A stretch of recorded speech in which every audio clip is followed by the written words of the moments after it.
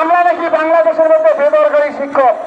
আমরা এই ধরনের জমিয়ে এই সরকারকে প্রমাণ করে দেখিয়ে দেব যে আমরা বেদরকারি নই, আমরা দরকারি।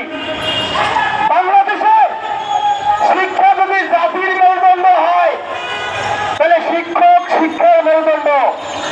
আজকে এখানে সামনে যারা বসে আছেন, বাইরে আছেন, প্রত্যেকটা মানুষের মুখের ছায়া কিরকম মনে হয় আমাবস্যার চাঁদের মতো হয়ে আছে, অন্ধকার।